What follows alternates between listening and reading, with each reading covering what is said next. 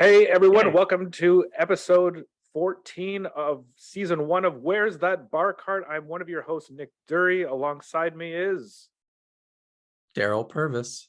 and Monty Scott.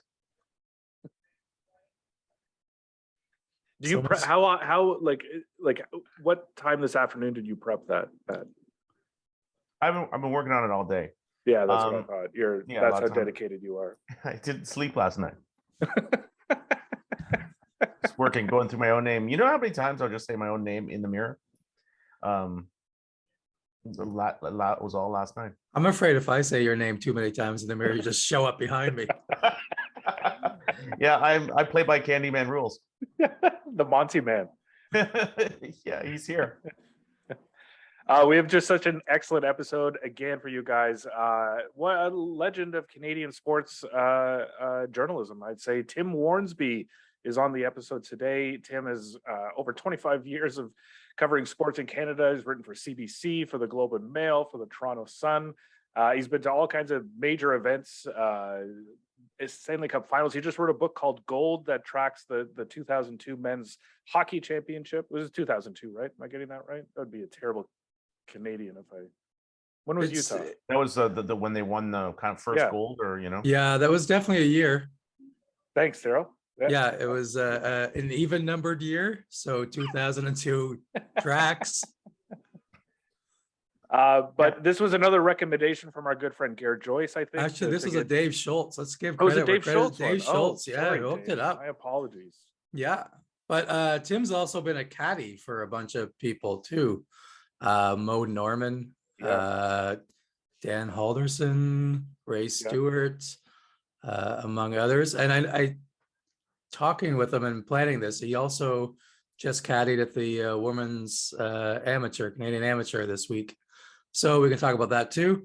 Yes. Yeah, there's a lot to talk about. A lot of we'll hear some Moe Norman stories, and should be a good one.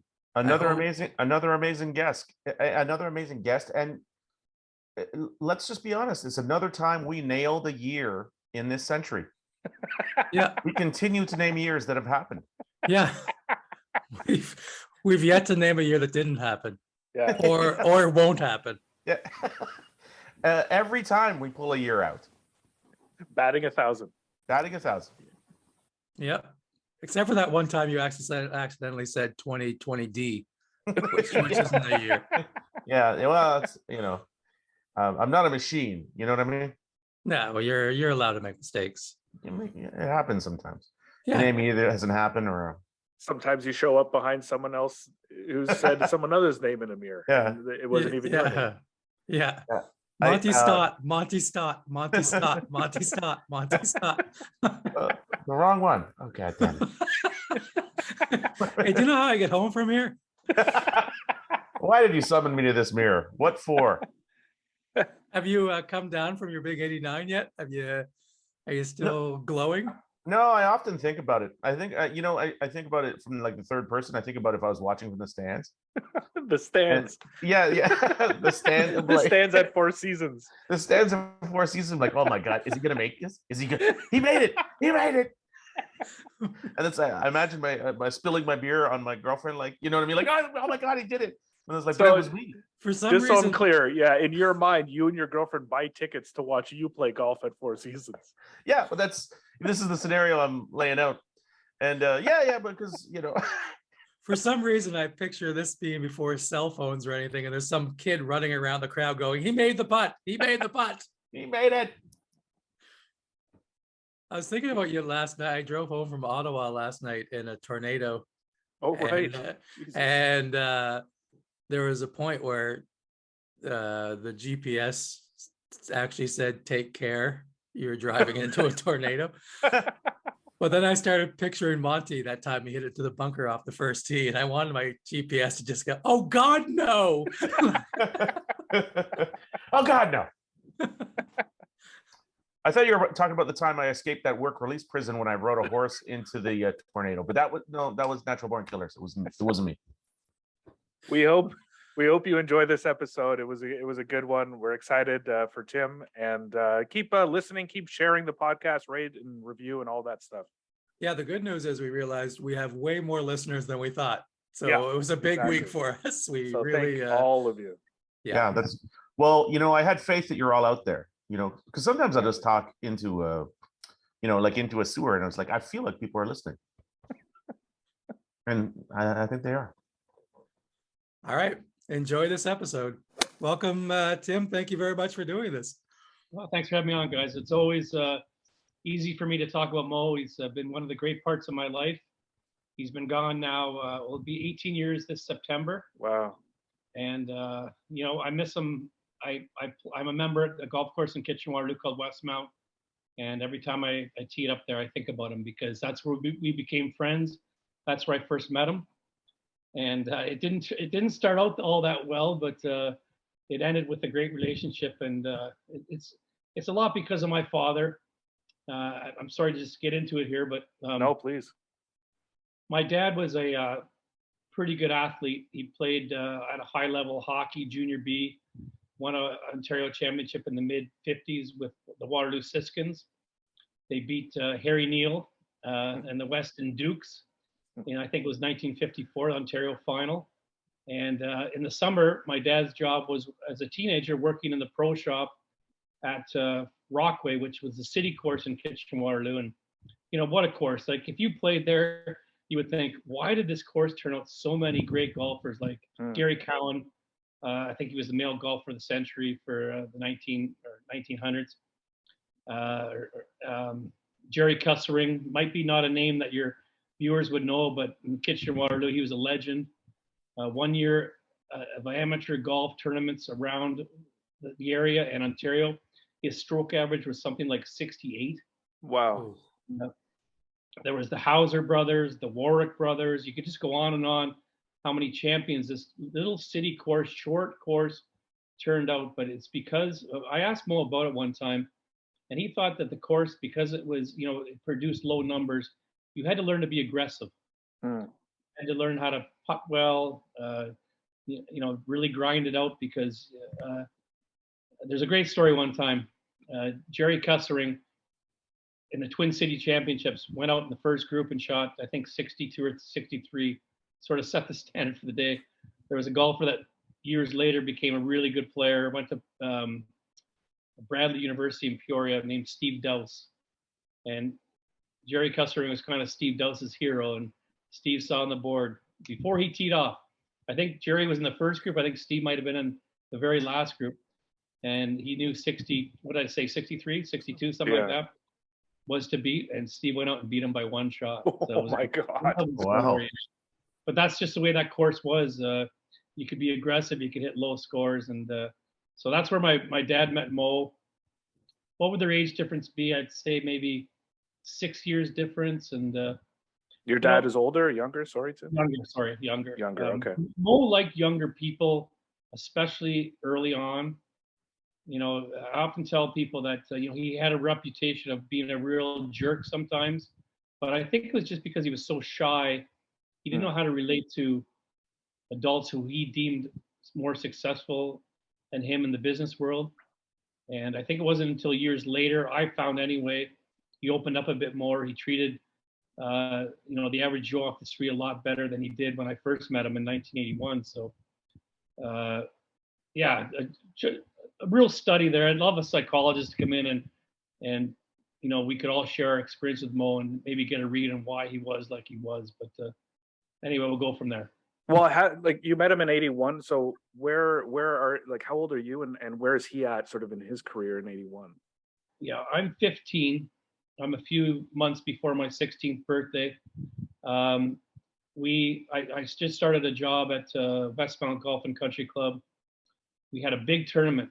The CPGA was a big tournament back in those days. It was actually called the CPGA International, sponsored by Labatt. It was in late June. David Graham actually won the U.S. Open at, what's the course near Philadelphia? Marion, the week before. And we thought, there's no way Graham's going to show up. But he showed up and was a great guy. Wow. An Aussie, just loved to have fun. And Ray Floyd was in it. Wow. Talk about all Canadian legends, like for young and old.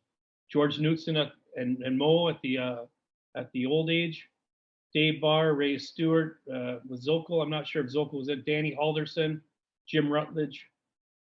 And there was many other golfers. Well, David Faraday was in it. Wow. Yeah, it took, I think, in order to get an exemption in the tournament, you had to be your country champion. Oh, okay. Well, I think Faraday was the Northern Ireland champion. I remember the weirdest name was Pete Townsend. He was the England champion, but not obviously the guy from the Who. We were all like, when Pete Townsend showed up on the first tee, we wanted to get a glance at what he looked like. Bob Charles, I remember he finished really well. But Moe was 51 years old. You might have to check my math on that. 1981, maybe 52. He finished third place. Wow. And yeah, but now Ray won it. Ray Floyd won it going away like by maybe 5, 6, 7 shots. There was a Quebec guy, Danny Talbot, who finished second, and then Moe finished tied for third, I think, with David Graham, Bob Charles, and a guy from Brantford named Don Allman. Not the Allman Brothers, but that was his name. And it was just an incredible experience. So anyway, I was still a little shy about approaching Moe. It wasn't until the August long weekend that summer, so that was late June. There was, at the same time I started at Westmount was a young assistant pro. He later became the head pro, a long-time guy, Rob Strawn. He was from Belleville. And he asked me, he wasn't much older than me, and he asked me if I wanted to go to Belleville for the long weekend. They had sort of a golf festival at his course, great course called Bay Quinte. And so, say like maybe on the Friday, there was a mixed tournament. On the Saturday, there was guys that had a little higher handicaps. In the morning on the Sunday, it was low handicappers, which I squeezed into that term. I probably wasn't really eligible, but Rob Strawn pulled a few strings. And then in the afternoon that day, the pros played.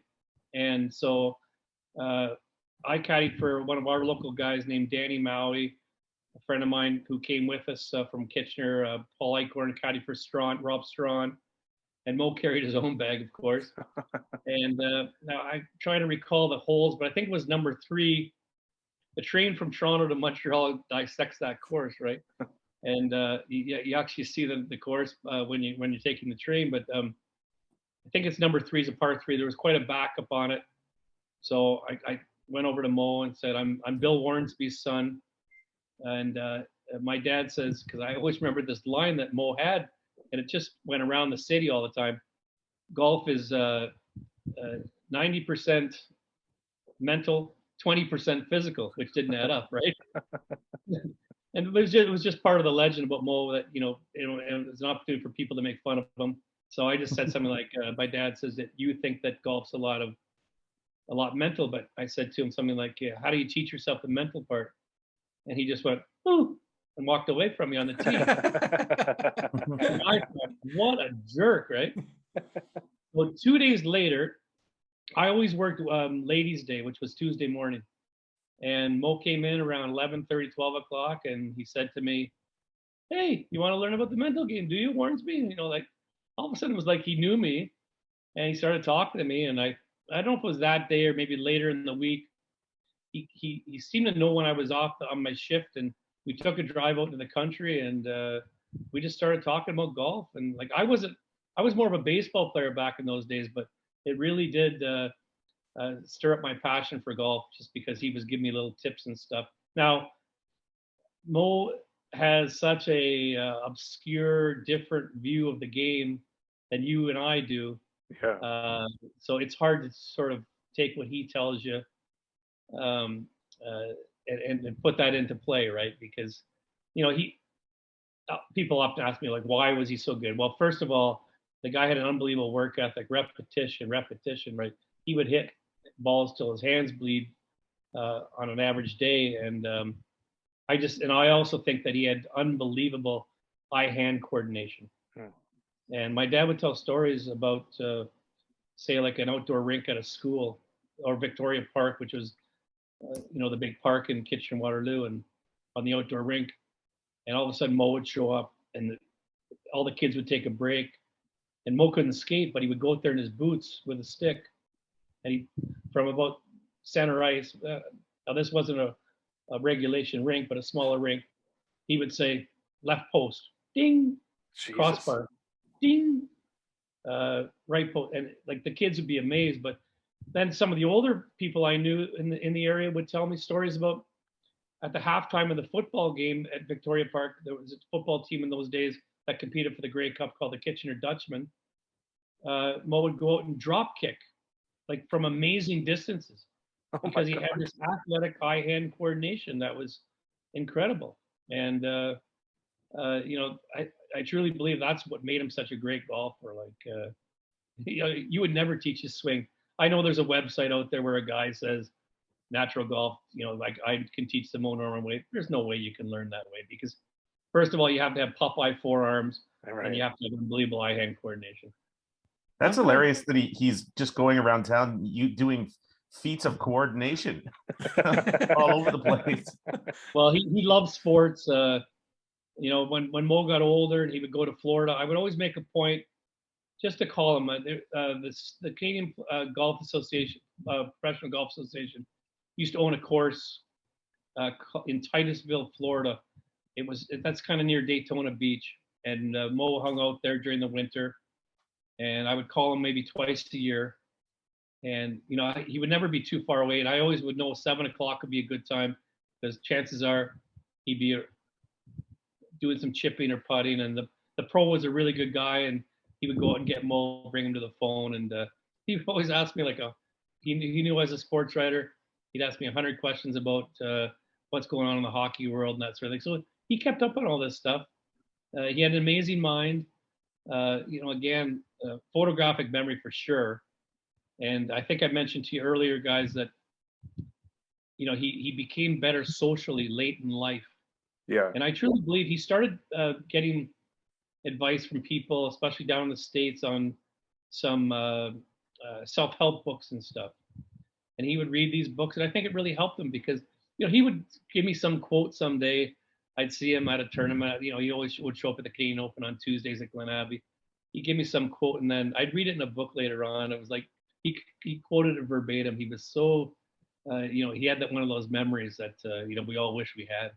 That's great. An anecdote that I heard very recently, it might have even been on the telecast of the Canadian Open, that Moe was playing on some course and got like a local caddy, and the caddy said it was some sort of par 4, and the caddy said this is a 5-iron wedge hole.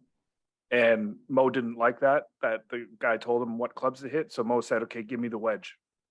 And he hit wedge off the tee and then 5-iron to the pin and stuck it and then made birdie. He's done that many times. In fact, I think that 81 CPGA at Westmount, it was so slow one round. And, you know, to go from 9 green to 10 tee, you have to walk through the parking lot. And Moe ducked in to go to the washroom. He had a wedge in his hand for some reason, and he was delaying the group. The other 2 guys decided to hit, even though it was Moe's honor. And Moe just walked up the tee with his wedge in his hand. He hit a wedge off the tee. And he said to the crowd, "It's wedge driver, or sorry, driver wedge. I'll play it wedge driver." Jesus. Well, but like obviously his physical traits can't be replicated, but some of the mental stuff that he told you, is that replicable? Like, was that stuff actually useful to you, or was he just so unique and so himself that it really only pertained to him? Yeah, I think, you know, he had such a remarkable mind. You know, I've like toyed with visualization. You know, Jack Nicklaus was always preached that, and it's just so hard. I think you really have to be playing a lot and practicing a lot. And, you know, there's a great one. My favorite story, and like there are hundreds of Moe Norman stories. There's one my dad told me, and number 8 at Brockway was a short par 4, driver wedge, but it was a rainy day. My dad was in the pro shop, and he said to the kid in the back shop, "Let's go and play the front 9. There's nobody here, and we'll come and open up the shop again if the rain stops." And they get to the 8th hole, and my dad had no idea Moe was out on the course. And he was out on the ladies' tee of this par 4, hitting forwards up onto the green. And So it's hard to describe, but you come in off the 7th green and then you go back to the 8th tee. So, Mo was up on the other side. And so when he heard the crack of the club of my dad and the kid, he looked behind and he got all nervous. And my dad said, "Don't worry, Mo, we know you're practicing." And he says, No, I got lots of balls up there. I got to clear the area for you. And so as they're walking up, it becomes apparent that you can hardly see the cup. The cup is full of golf balls, and all around the cup is full of golf balls. So, how many balls can fit in a cup? 6, maybe 5? I don't know. So he had that many hole-in-ones practicing with a 4-wood. So what is that? Back in those days, that's probably about a 230, 225-yard shot. And my dad just shakes his head at that story because, he just couldn't believe it. We could be around the green chipping, we wouldn't fill the cup, right? Right. Yeah, exactly. He's doing it with a 4-wood. I always wondered how his putting was, but I guess when you're just going to hold out from 235 yards, you don't have to putt. Well, there's a good story about that, Daryl, is that, one time we were, Mo was having a great ball striking round when I was caddying for him, but he just wasn't making anything putting wise. So finally at 16, I said, "Mo, line this putt up for Christ's sake." He goes, "What do you think I'm doing when I'm walking up to the green?" He says, "You're looking at the trees or a girl over there. I'm lining up my putt as we get about 50 yards before the green." Sure enough, he sank the putt. But Jesus. yeah, but I truly believe in George Newson too, and I'm not a George Newson expert like I am Mo, but these guys hit the ball so well they didn't have to worry about their putting. Right. One particular. Sorry, go ahead. No, please go ahead. I was just going to say this Oktoberfest Pro Am. It's played in early October at Westmount. It's a really kind of a sort of a season-ending tournament. All the pros would show up. When club pros could really play the game well. And I caddied for Mo for 2 rounds, and he hit a driver off 14 of the 18 holes at Westmount. And with the exception of one tee shot, because he tried to draw it a little bit more, it was just like watching a replay. It was amazing. And I often tell people that's how good he was at hitting the ball. That's incredible. We had I'm sort of fascinated by caddying. We had Dan Quinn on, former NHL player and pro golfer, and he's caddied for Daly and Ernie Els. And I asked him this question: but how do you figure out what the pro needs from you, or what to do and not to overstep as a caddy? So how did you figure out with Mo what he actually needed and what he didn't want from you? Well, I learned a hard lesson the first time I caddied from him. I must have remembered what event it was, but I took out I thought he was going to hit a wedge or something. It was a chipping sort of situation. So I had my hand on the top of the iron, and he just sort of pushed it aside and said, "I don't want to see what you want me to hit." Because I'll determine what I'm going to hit. So I learned then, and his clubs were heavy, right? I don't know if they still weigh clubs like this, but back in the day, I think a D6 was a normal weight, and it went so a D7 would be heavy, D8. His was E0. Jeez. So his bag was so heavy because of the weight of his clubs, and he only needed one ball to play the game, and he would always have 30, 40 golf balls in his bag. And as soon as I would pick up the bag, I would just get rid of about 15, 20 golf balls just to make it a little bit lighter. And he would say something like, "You're too young. You're too young. You should build your strength. Build your strength." He'd say things like that all the time. And I guess you guys know he repeated everything that he said in kind of a high-pitched voice. Yeah, that's great. Well, we want to hear a lot of these Mo stories, but we also kind of want to hear your story. Like how good did you get with golf, and when was sort of your peak? Oh. Well, one summer I got down as low as a 6 handicap. I'm somewhere around a 9 now. Nice. But yeah, it wasn't. It's all about playing a lot, I think. And I'm a big believer in The Inner Game of Golf, Tim Galloway. You guys ever read that one? No. If you I'd hate to practice. I'll hit a few balls to warm up, but I don't practice at all. Tim Galloway wrote this book. He wrote a famous book in 1974, I think it was, called The Inner Game of Tennis, when tennis was a boom sport And he was a tennis, went scholarship somewhere like in California, Stanford or something like that. Then became a club pro, and he developed this teaching method because he saw like the worst athlete would learn how to hit the ball by not thinking. It's sort of like golf, when we make a double bogey, we takes ourselves out of the round, and all of a sudden we par the next 6 holes or birdie the next hole. So he developed this what's called the bounce hit theory. So you don't think about the grip on the tennis racket. You don't think about aiming the racket. You just say the word bounce in your head when it bounces, hit when you hit it. So his publisher came to him after this. Now the golf boom was happening in the late 70s. Do you think you could pick up the sport? You've never played it before. Do you think you could take your philosophy and make a golf book? Because I'd like to cash in on the golf boom, right? And he said, yeah. So he gave him, I think he gave himself a year to learn the game, and he set out to break 80. So it's a little bit better, more interesting book than The Inner Game of Tennis because it takes you through his journey. Yeah. So he's trying the bounce hit theory in golf. So part of it was like he thought rhythm was a big thing, and so does Moe. So he would say da to take off, da to top, da to hit, da da da, or he would say back, top, hit. He didn't like those words. That's why he went da da da. Anyway, that's what I'm kind of my philosophy is. I try to get that rhythm. Some days your timing's on, some days it's not. There's always a beer at halftime, right? Sure.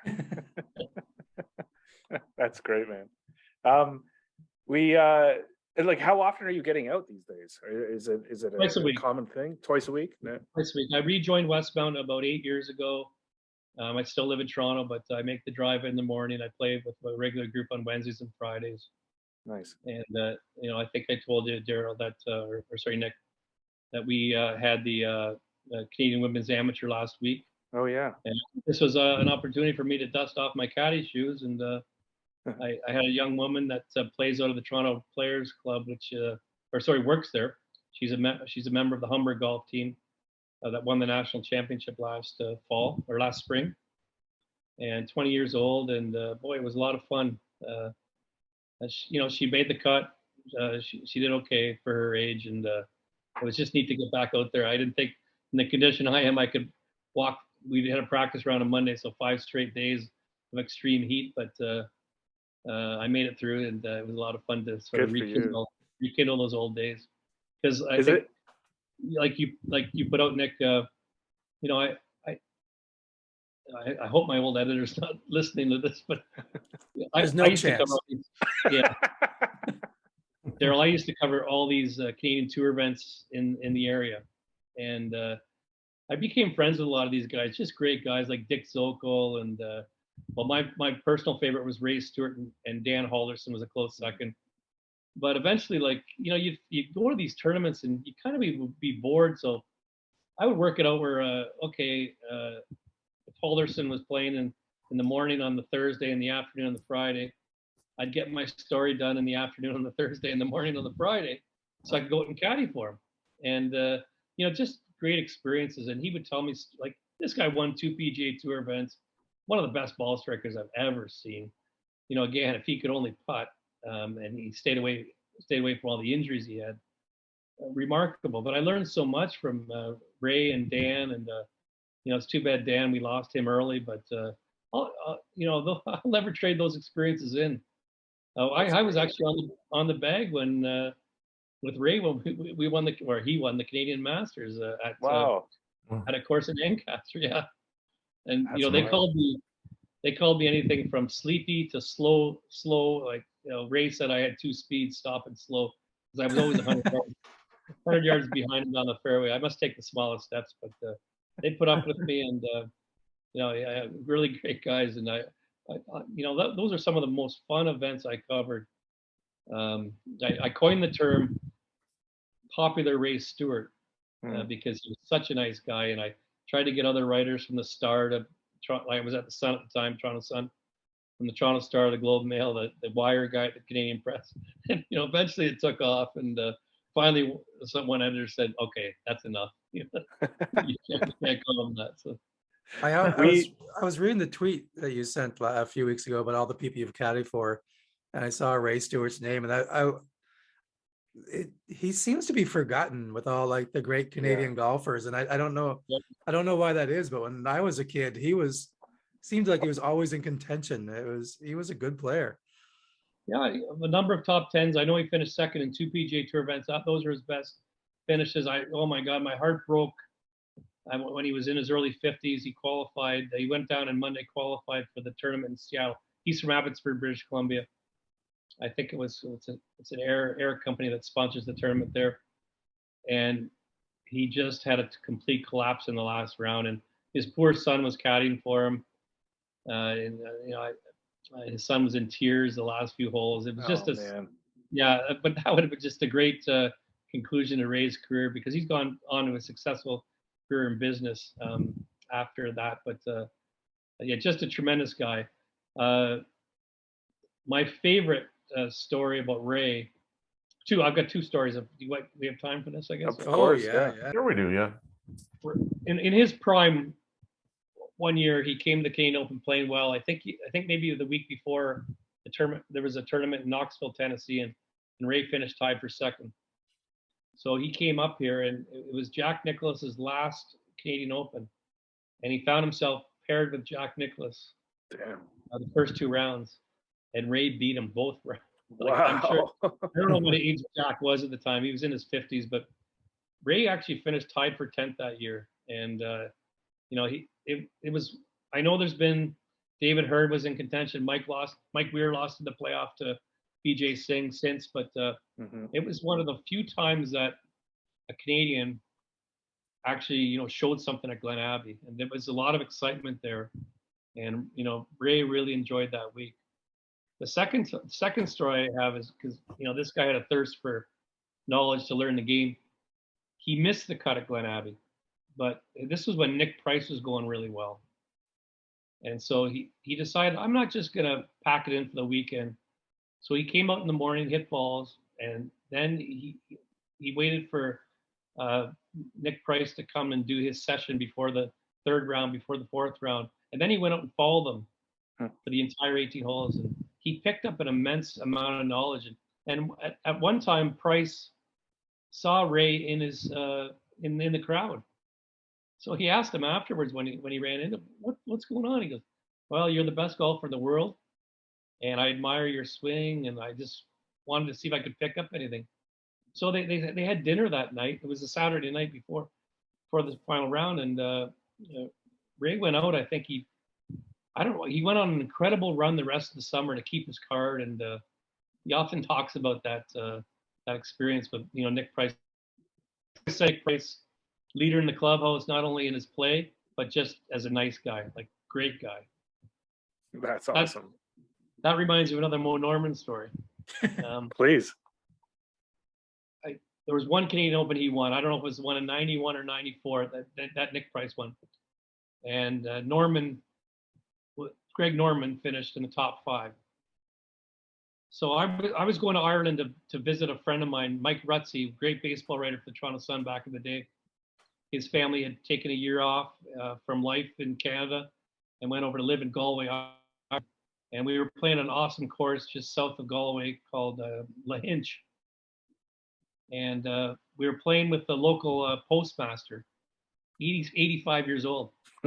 And the guy says to, I think it was about the second or third tee, we're walking up a hill, and he says to me, you guys are from Canada? Yeah. He goes, what's Norman like? And I said, I thought he was talking about Greg Norman. Right. Because he just lost the Canadian Open 2 weeks beforehand. And I said, Greg Norman's a jerk. And he goes, no, not Greg Norman, Moe Norman. I said, you've heard of Moe Norman? He goes, oh, yeah. So, before Moe went down to Florida, I ran into him and I said, Moe, I got to tell you this story. I was in Ireland in mid-September, and this guy, pretty good golfer, 80 years old, he wanted to know what you were like. And it just happens that I knew you, so I told him. And I looked over at Moe, and he had tears in his eyes. Wow. And I he didn't get emotional too much. I said, Moe, you're tears in your eyes. He goes, you know what? He said, one of the last things I think about before I go to bed is how many people mentioned my name today? Because he was a legend, right? Yeah. You still often hear somebody on the broadcast will bring him up, as a good. I think Tiger Woods brought him up once in an interview. So it's kind of neat to see that emotion from Moe and hear what he had to say about that story. Yeah, I think Tiger's quote was only two players in history have ever truly owned their swings, and it was Hogan and Moe. Yeah, and Moe loved Hogan, loved Snead, loved Tiger, but I think the other guy he liked because the guy truly had a unique swing, and this guy loved Moe back, Lee Trevino. Oh, Yeah. wow. They say that if you do actually study the swing, nobody came in and then went out squarer than Moe and Trevino for the length. I'm saying, I think Moe was something like 8 inches beforehand, 6 inches, and Trevino was 6 and 6, something like that. So I don't know if that's true or not. Sounds good. That's Well- one thing you and I have in common, Tim, is whenever I go to a new city, I try to find the highest ranking postal official I can to get on my foursome. I still remember this guy's name, Monty. His name was Dez.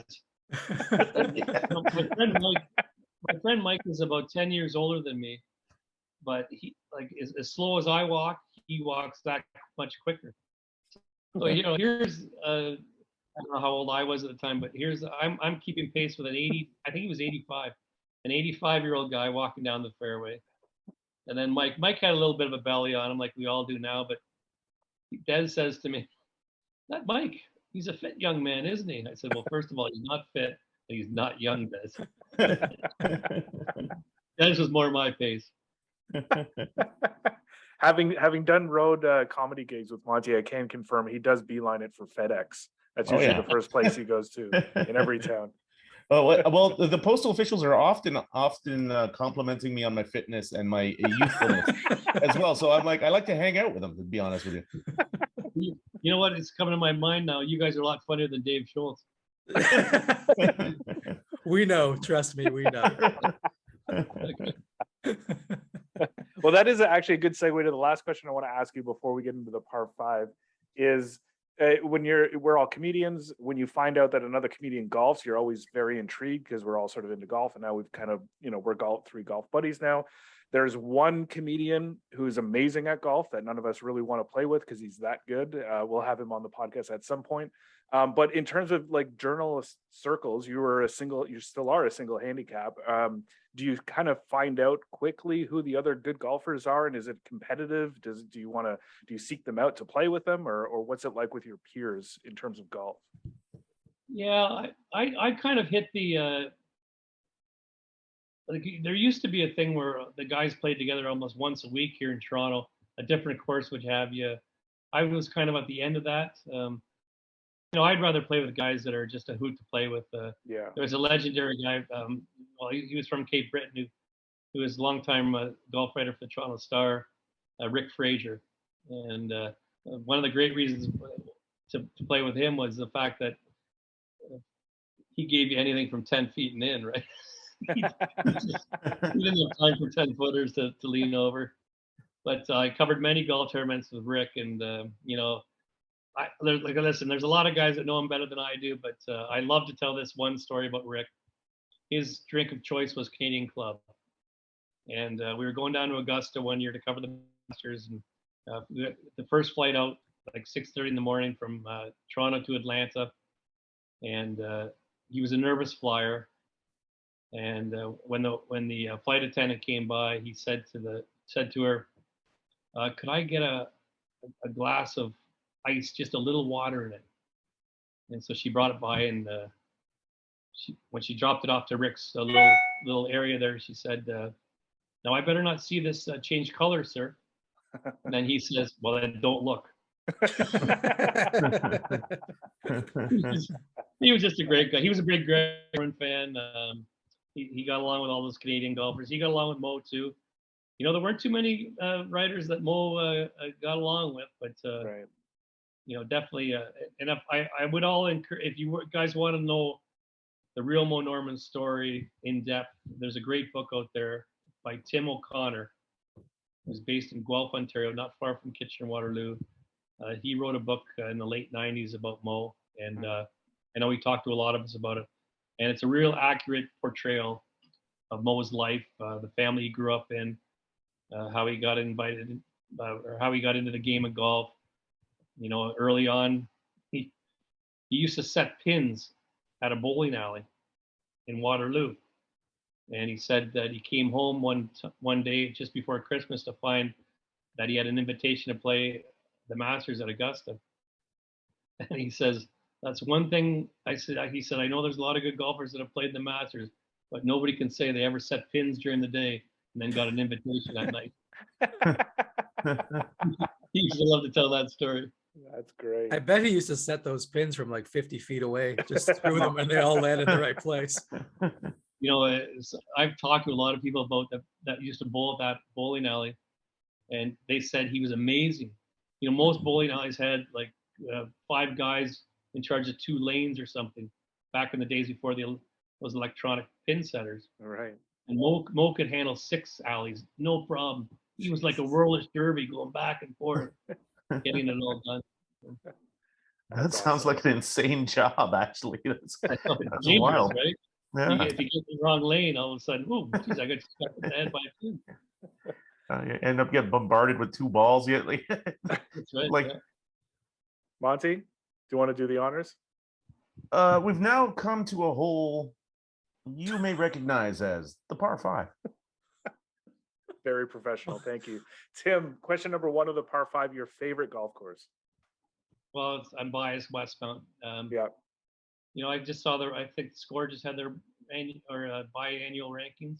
Yeah. It's number 12. And, Wow. you know, I still think it's a top 10 course, having played a lot, but I know it's easy to get sort of excited about new courses. I can't wait to go out to Cabot. What's the name of it? Cabot? Cliffs Hills, and Cabot. Cabot Cliffs and Links? Cabot Links. Yeah. I know they're in the top 5 or so, but it's a Stanley Thompson course, probably the greatest designer we have, just for the number of quality courses, the greatness of the courses. But you know, Westmount's unique. It has 5 par 5s. It's a par 73. We've had the Canadian Open there in '57. The LPGA when it was the De Maurier Classic, when it was a major in 1990. Many provincial amateurs, many national amateurs, and we just had the women's amateur last week, and it's just a great test. Always in good condition. It's a truly unique course. You covered the Masters. Did you ever get to play Augusta, or you just got to? I never did, because I also was a hockey writer, so I always had to get back, and the playoffs were just beginning. Oh, right. So I never put my name in the draw because I didn't want to be disappointed, because I knew I would always have to be back for that. Did you get Okay. to walk it all totally, or did you at least get to see every hole? Or Oh yeah, no, yeah, that course, and one of the best experiences I ever had walking a course. Do you remember the old Dunhill Cup? Was a country tournament. Oh, yeah. yeah, 3 people would represent your country. Well, Canada won in 1994. It was Ray Stewart, Dave Barr, and Rick Gibson. And it was it didn't get as much play as it should have over here, but over in Europe, it was like the Miracle on Ice almost. So it would be the Miracle on Brown, because St. Andrews is Brown. Not Somehow we didn't cover it. Oh no, there wasn't a Canadian report over there. And Monty, don't worry. The British and Scottish newspapers, they all said there's not a single Canadian reporter over here. They didn't give their team a chance. Well, it wasn't because of that. It's because we're cheap, right? But you know what? Let's make a pact right now. Next Dunhill Cup, the 3 of us will cover it. I love it. No, it's no longer the Dunhill Cup. Now it's called the Alfred Dunhill Championship. It's the regular golf tournament on the DP World Tour. It's played at the same time, early October. But the next year, I said to my editor, I want to visit a friend in Finland. If I come back, would you just? I did it even though I was a full-time employee. We came to some kind of freelance thing. So I did cover the tournament, and one of the days before the tournament, I was with Ray Stewart and Rick Gibson, and playing with Peter Jacobson. Was it Tom? I think Tom Kite was the fourth. And Ray just said, just walk right down the fairway with me. So it was, what an experience that was. Jacobson was probably the best part of his career back in the 94. No, so this would have been 95. And he was just funny in person. We all went for dinner at a local restaurant right on the golf course almost. It's called the Dunveig. And what's interesting about that is that the couple that own it, the husband from Texas, he came over to play St. Andrews and fell in love with a local person, Scottish woman, and so they've owned it for years. And Ray, Dave, and Rick, when they won that week, their sort of rabbit's tail was going for dinner every night at the Dunveig, and they became so popular amongst the locals because, like I said, it was this underdog team that won. They upset the U.S. I think in the semifinal, and then either the Australians or the South Africans in the final. I'll have to look it up, but they had a big at the time, and I went back in 2000. Their picture was still up in prominence in the main room of the Dunveig, and that's how popular they were. The only problem was they screwed up the team sweaters. You know, if you were Sweden, you had kind of a, that Sweden gold or yellow. Yeah. Canada had kind of a pink sweater that year. And Barr complained about it. So the next year when they came back, they got a nice red sweater. So it was Is there some sort of laundry accident for our sweaters or what? It wasn't.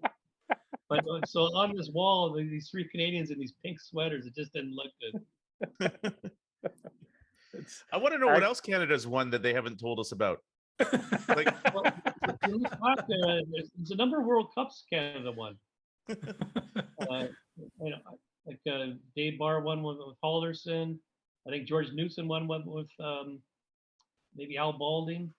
I bet you they've won it maybe 3 or 4 times. And back in the day, the World Cup used to be called the Canada Cup because I think it was sponsored by Labatt or something like that, or Carling maybe. But Canada has had a good run. Not just Mike Weir and Brooke Henderson. Right.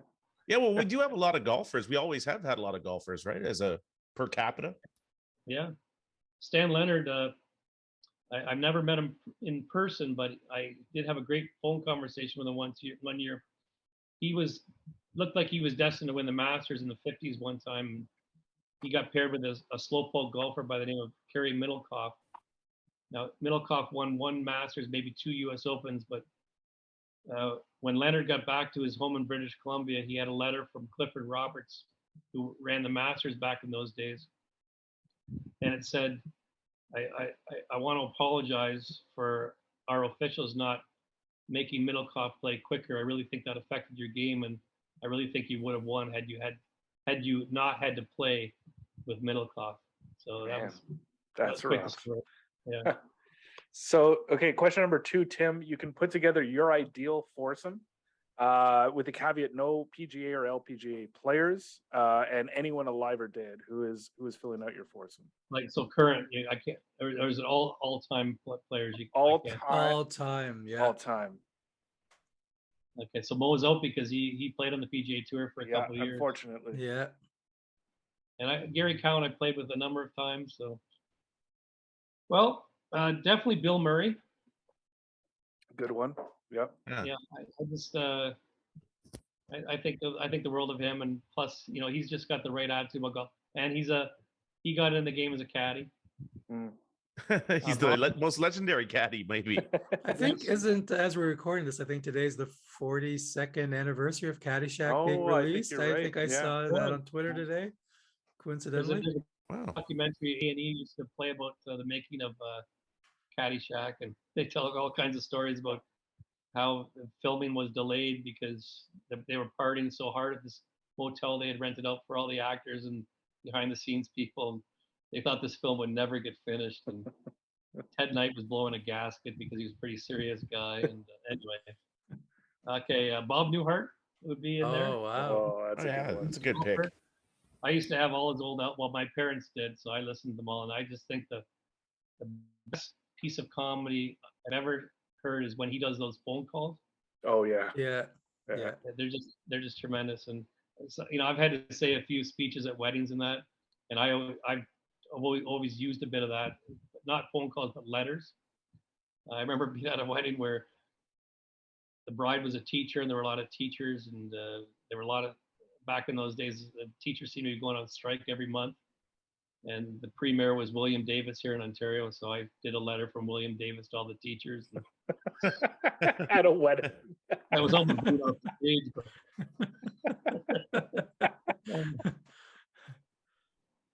Okay, so what right now? Did I just do two? Yeah, you did too. One more. I didn't really think this out much. Okay. I've noticed Just so far 2 comedians. So if you're trying to get us to come play golf with you at some point, we get it.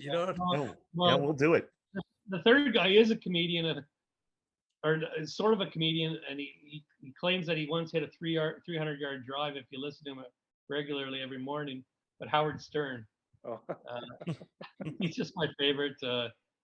Boy, first time I was in New York, somebody told me to listen to. I can't remember the guy's name. He got in all kinds of trouble by saying something racist on the air, and then Don Imus. Don Imus, yeah. So I mentioned to somebody I listened to Don Imus, and the other guy said, "Oh no, listen to Howard Stern." So I listened to him. This is when he was really raunchy. Now he's just a great interviewer. He's left the raunchy stuff behind, and I just think I know he doesn't really like golf, so this may be a bit of a stretch, but he did claim that once he went to Jimmy Kimmel's wedding, and they took him out golfing for 9 holes, and it took him 4 hours to play 9 holes, so they only played 9 holes. But he claims that one of his tee shots was 300 yards, and they tried to call him on it, but no, he's standing by his story. So. I love that. That's a great pick from the idea that you're making him play because he doesn't want to play. I just want to talk to him because he's just such a great. I recently wrote a hockey book, and when the publishing company came and said, what are some of the radio stations you want to do podcasts? At the top of my list was Howard Stern. I knew I had no shot. But, we gave it the old college try anyway. We were very happy that we were your second choice. Thank you, Tim. I'd like to know how Nick pulled out the Don Imus there. That was pretty impressive. That is good. Yeah. Yeah, that is very good. I have a keen ear for racist white men on air who've been canceled. Yeah, if you peel away Nick's golf background there, it's just a bunch of Imus posters from the various ages. I'm like, what? He's like, big fan.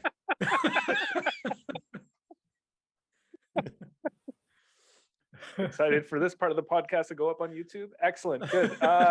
Tim, on a hot summer day, I think you kind of alluded to always a beer at halftime, but on a hot summer day, you're on hole 7 or 8. The bar cart comes around. What are you ordering from the bar cart, if anything? Yeah, well, so there's a local brewery in Waterloo called Waterloo Brewing Company. They make a lot of cheap beers like Laker, Lager, Laker Ice, yeah. But they make a great Corona knockoff, 4.6% alcohol. Is that too much information? It's called Land Shark. It's just a nice. Oh yeah. That comes from Waterloo. Yeah, that comes from Waterloo. The water is great. That's why they call it Waterloo, Daryl. Oh, I thought it came from a toilet. The loo part.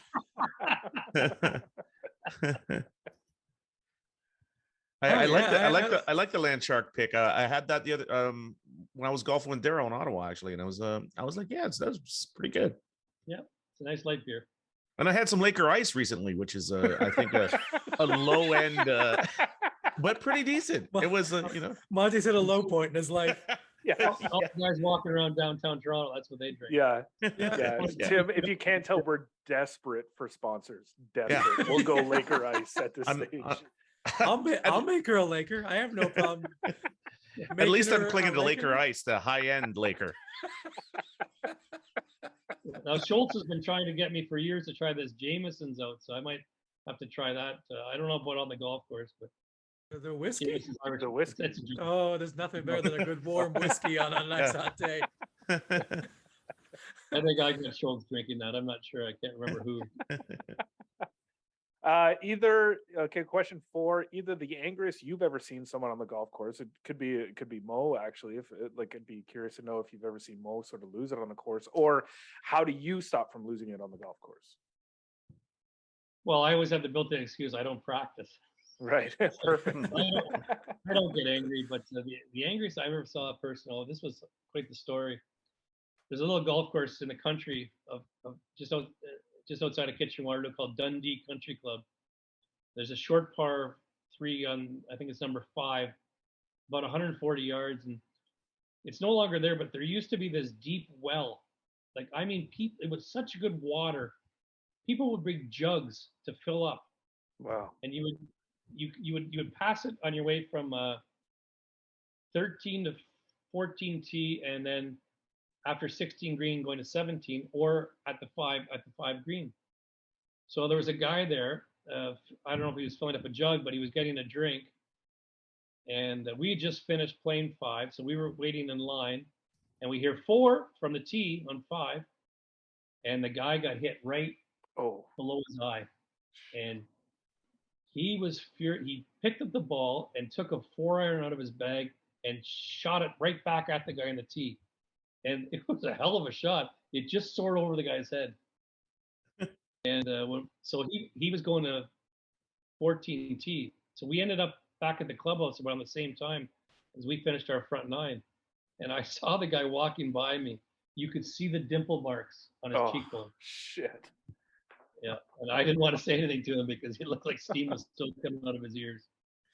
I didn't have a chance to tell Daryl Amonte this. I played yesterday at my course, Spring Lakes, just north of the city, and I hit someone. With your car? No, with a ball. I was playing a par 5. I hit my shot, and then there was no one around us or behind us, so I thought I'd hit a second shot. I wanted to see if I could go for it in 2, and I have a new 3-wood, and I took the 3-wood out and I towed it, and it went right at the next tee, and I yelled 4 a couple times, and the ball bounced and hit the guy right in the hip, and I could see him jumping around, and I felt awful. So I ran up, and he was okay. He was appreciative that I yelled 4, so he wasn't pissed off at me. And he was like, but for the life of me, I don't know where your ball is. I don't know where it ended up. Everything's fine. He's like, buy me a beer at the end of the round. And then I finish up my hole, come back to the tee, and they're still there. The ball was in his pocket. It ended up in his pocket. What? You didn't get your Canada Cup or whatever those balls are played at. I felt terrible. I've never done that before. I've never hit anyone before. So let me get this straight. This guy couldn't find your ball. Yeah.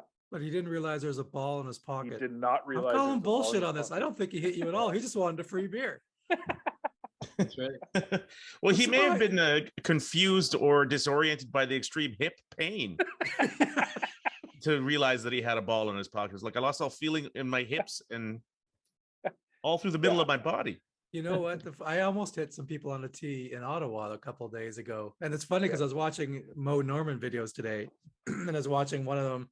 He's how he keeps his kept his feet wider apart because people would, and I'm like, because I always have a thing with my hips where I turn them too soon. And I'm like, I bet you I can't turn my hips as quickly if I move. So that's all I was thinking about since I watched that video. Is I almost killed people in Ottawa.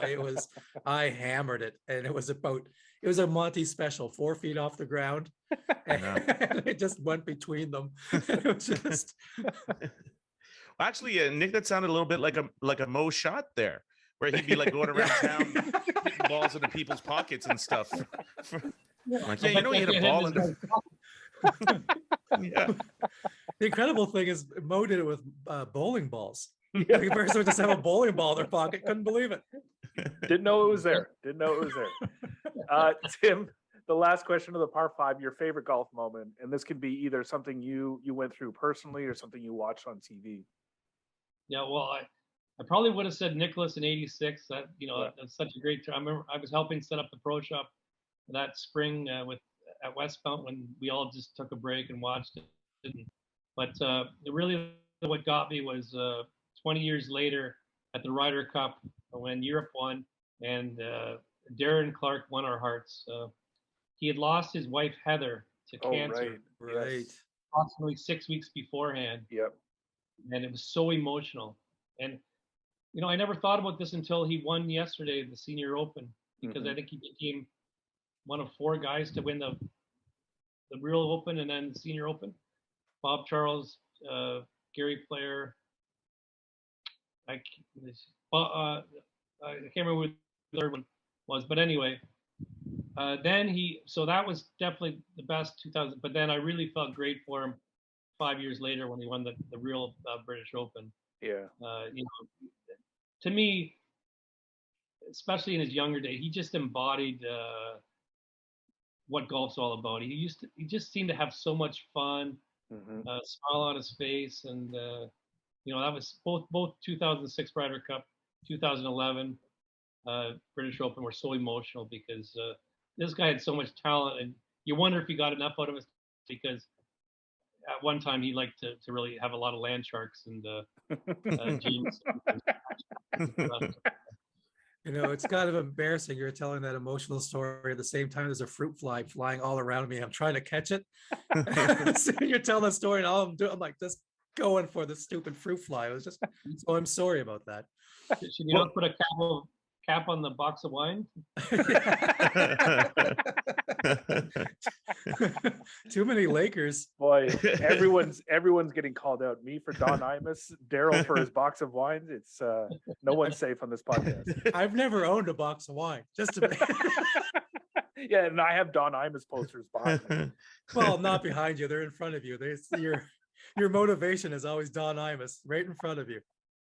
Well, in fairness, Daryl, when you caught that fruit fly, I got a little emotional. I got a little choked up on that. But just to see that you finally pulled it off anyway. I didn't. And it's a big one. It's the biggest fruit fly I've ever seen in my life. Tim, this is so great, man. Thank you so much for your time. Your stories were incredible. It's like you came prepared, but I know it's just sort of like a Rolodex in your mind and all these incredible stories. Talk about your book, actually, because I know Gold was just released a few months ago, I think. It came out in February. It was the 20th anniversary of the 2002 Canadian Olympic men's hockey team. Got that date right.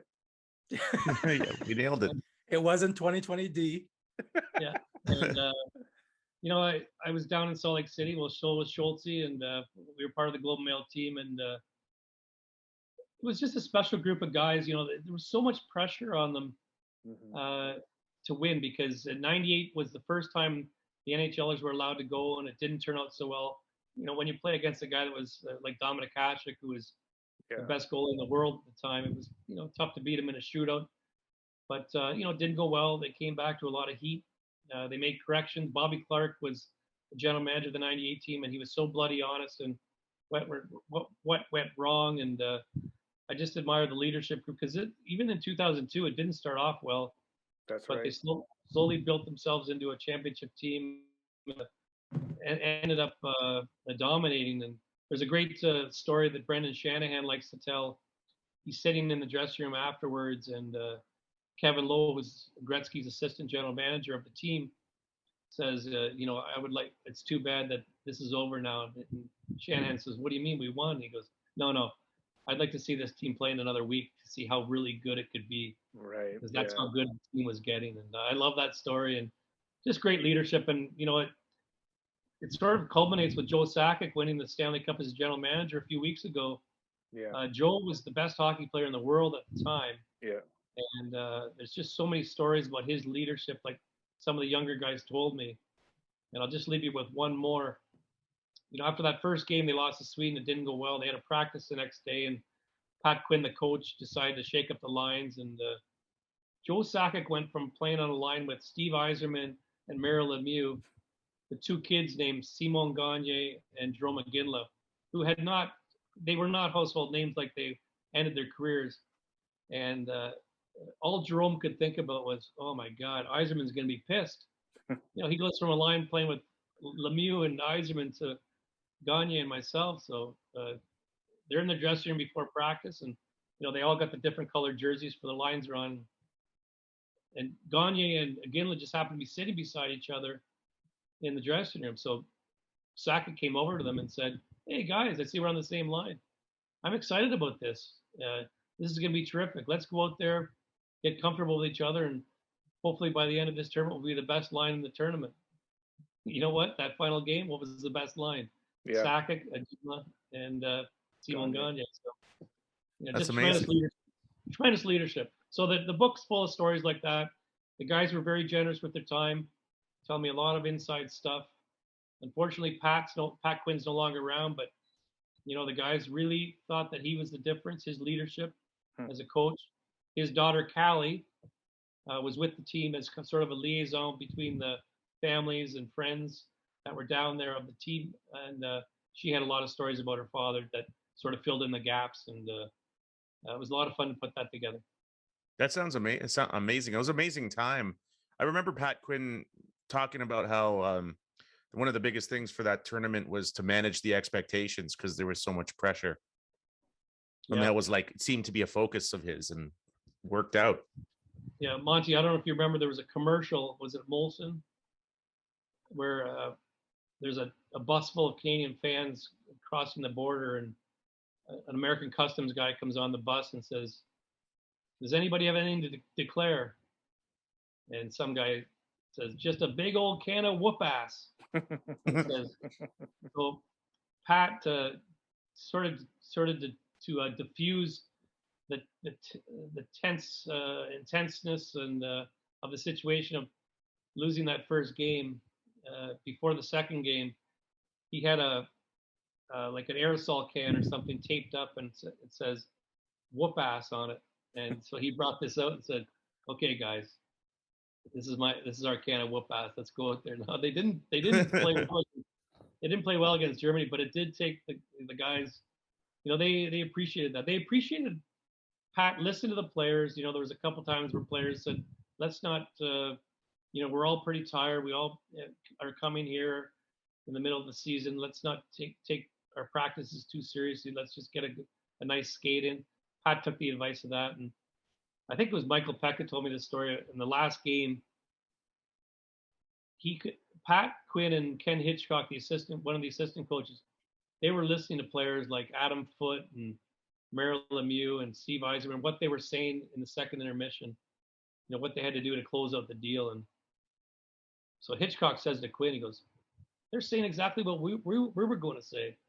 And Pat says, I can't say anything. So what he did was he took a bunch of blank pieces of paper, and he came out into the dressing room part, and he looks at Lemieux, and he looks at Sakic, and he looks at Rob Blake and Adam Foote. He looks at about 6 players, and then he takes all those blank papers and crumples them up and throws them in the garbage can, and he says, "You guys know what to do." And they went on to the best period of the tournament.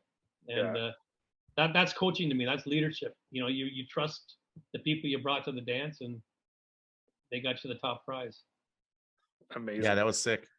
I hope the book does great for you, man. It was so great to meet you. This was quite a throw for us, and we're glad that Schultz put it together. Yeah. Don't give him any credit. I thought it was you, Nick, and you, Daryl. It's the first positive thing he's ever brought to my life. Other than some massive beer tabs, this is the only positive thing that Dave Schultz has brought to my life. Yeah, he always forgets his wallet. Yep. Strange. Thanks, right. Tim. Yeah, Tim, this was amazing. Thank you so much. Thanks so much, Tim. It's been awesome. All right, thanks, guys.